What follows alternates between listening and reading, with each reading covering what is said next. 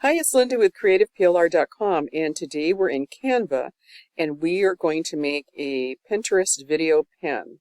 Now, I made one in PowerPoint and I used the ratio, well, it's an odd ratio. I used 8 inches by 14 inches, which is not the 2 to 3 ratio that Pinterest recommends. However, it does work. You could also make one that's 8 by 10. That works as well. It's going to be a little shorter. If you make them too long, let's say I want to make one 8 inches by 45 inches, Pinterest the ratio would be so off, they would probably trim it. Now, I've never seen that happening, but I've never seen somebody submit a pin that was so out of proportion like that and what happens, and I've never tried it myself.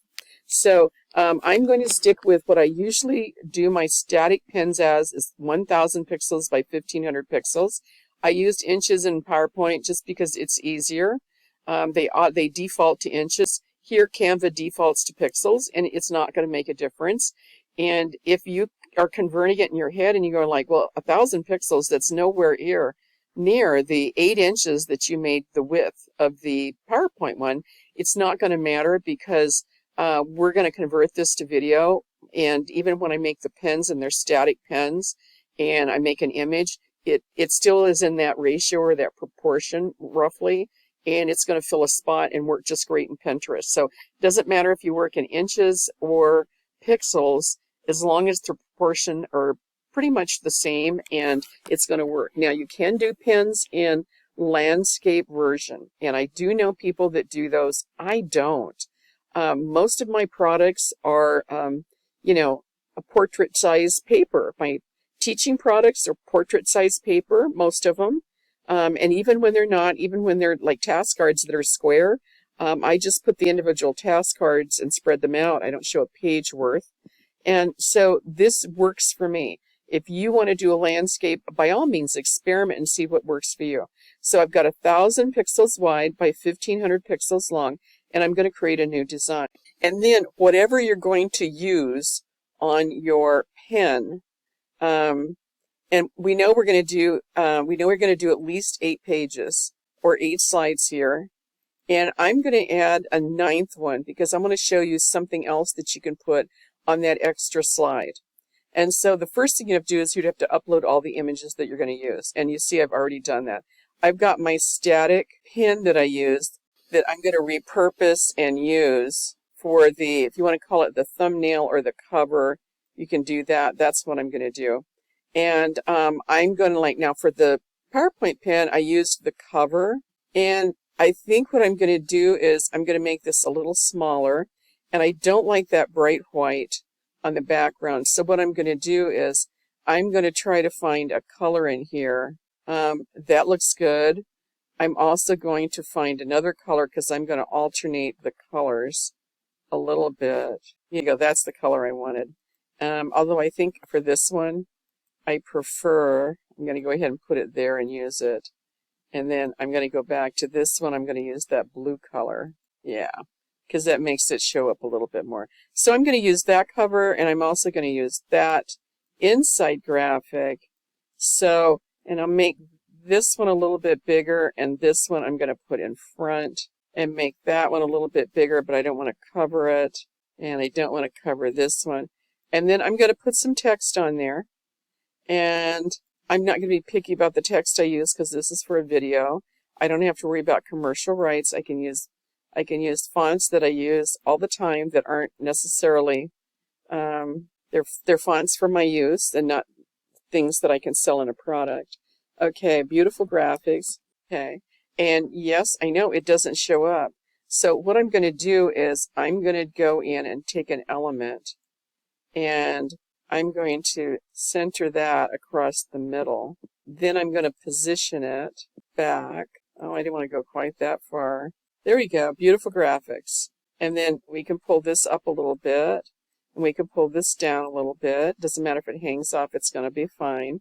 And then I'm going to start talking about the interior pages. And so what I want to do is I want to have an image on each of my pages. And in some cases, maybe I want more than one. And I want to then use some overlay text and say something about what's on the page. And by something about it, I don't want to say, look, I've got calendars. I want to talk about the benefit to the customer, what it is that they're going to get from those calendars. Well, they're going to get 2 years of planning. Okay. And so at this one product from me, I bet you'd like other products that I've made. So here, let me show you some other products that I've got. So I've got this product, I've got this product, and let's see if I can find something else in there. And, oh, I might have that product. So, so it's just think of it as advertising. So if you like the one, even if you didn't like this one, when you get to the end, you go like, wow, I really love this one. I prefer this one. So what would you do? You would click on the link in the description of the pen, and you would go to my website and you would look for that product. And or maybe you're like, oh, Halloween, that's a great idea. Halloween is coming. I could use that planner. So you always put a little page on there. Now you can also add a page about yourself and your business and what you can do for them. Or you could talk about if this is PLR, minor PLR, you can talk about if they're PLR, then what PLR stands for, what it means. And that means that you can take these products and you can resell them in your shop and you don't even have to rebrand them. So then when you're done and you're going to put text overlays, and I already have that here, okay, I put the text overlays on the daily planning page to keep you focused, daily reflection page and tracker, 30 journal prompts to help you reflect. I put on here a couple of other products at creativeplr.com, and here's my terms of use. I could make it bigger and I could go into more detail, but you want all of the pluses in what you're selling to be on this video pin. So once they start watching, you've got them hooked.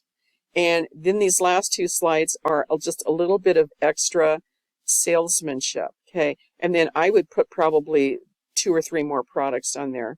And of course, these are digital products, but there's printable products too. And so you could do that. And when you get done, you're going to say save and download. And you're going to say MP4 video. All pages, yes. Quality, original, yeah. And then it's just going to download and you're going to upload it to Pinterest. Now, I notice I didn't tell it how long to focus on each slide. And I'm looking at this. And so I'm going to go back and check, because that's one thing that we want to make sure that we do, is that we only have it for 1 second. Okay. So if I want to, so I was right. It downloaded at 5 seconds because I forgot to change it.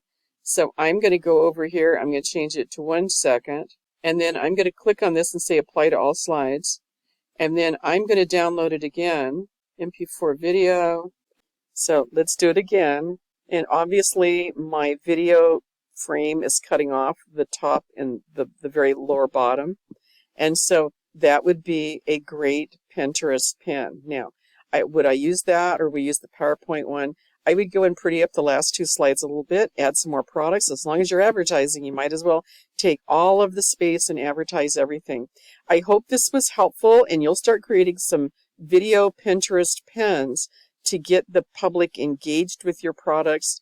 Even if it's a podcast, if it's a blog, no matter what it is, maybe you have coaching services, no matter what you have, Etsy store, you can post all of those products on Pinterest and start driving traffic.